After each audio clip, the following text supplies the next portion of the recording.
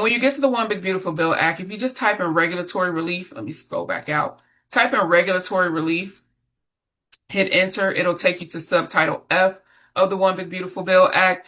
And this is where you'll see the delay of the rule under section 85001 is where you will see the delay of the rule relating to borrowed offense to repayment. And basically what it is telling us is that so any loans that originated prior to July 1st, 2035, right here, this 2022 rule will not be in effect. So basically what that is stating that the application has changed.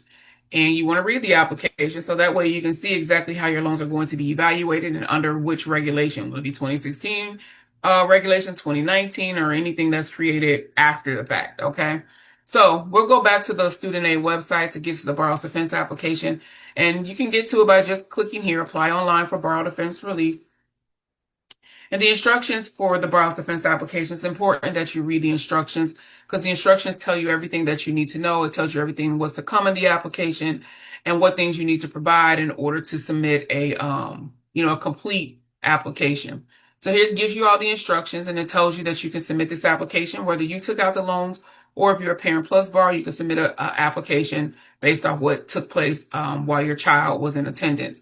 But it tells you the type of conduct that might make you eligible for student loan relief in the process by which the Department of Education will review your claim. And it says it may differ based upon when you took out your loans. And they tell you if you've consolidated your loans, we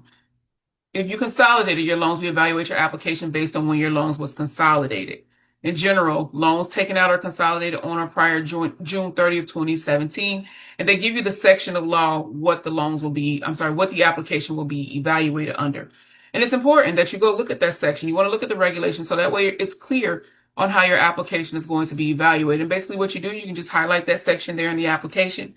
Because if you know when your loans were taken out or when your loans were consolidated, what year, then you know what section of the borrowed offense regulation that you're going to be evaluated. And for some of you, it may be evaluated under multiple sections of the borrowed offense regulations.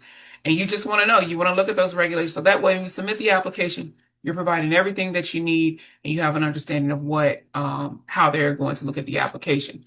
So once you highlight that, again, Google is like your best friend sometimes. And you go to Google again. I like to use Google. And then that's where you're going to paste the information. You're going to paste that in, hit enter. And it's going to take you directly to borrowed offense, to the regulations connected to borrowed offense. And that is where you're going to scroll down, just like the application states. 34 CFR section 685.206C.